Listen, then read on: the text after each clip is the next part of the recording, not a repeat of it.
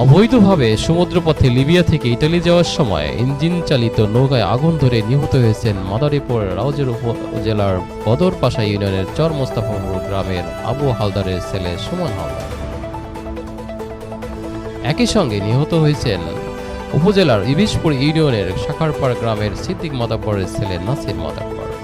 এ ঘটনায় নিখোঁজ রয়েছেন আরও অনেকেই, তবে নিহতদের মরদেহ পাওয়া যায়নি বলে জানিয়েছেন স্বজনরা। স্থানীয়রা জানান, ভাগ্যের চাকা ঘোরানোর আশায় সাগর পথে লিবিয়া থেকে ইতালি যাওয়ার উদ্দেশ্যে গত 8ই ফেব্রুয়ারি বাড়ি থেকে বের হন সুমন হালদার নামে 26 বছরের যুবক। লিবিয়ায় পৌঁছে 4ই মার্চ ইঞ্জিন চালিত নৌকায় রওনা দেন সুমন সহ আরও 10 থেকে 15 জন যুবক। মাঝপথে ভূমধ্য সাগরে নৌকার ইঞ্জিন ফেটে আগুন ধরে যায়। এ সময় ভয়ে নৌকা থেকে পানিতে লাফিয়ে পড়লে ডুবে যান সুমন।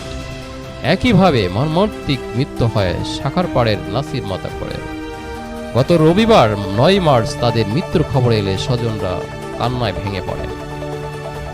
চলতি বছর অবৈধভাবে ইতালি যাওয়ার পথে জেলার অন্তত 16 যুবকের মৃত্যু হয়েছে বলে জানা গেছে।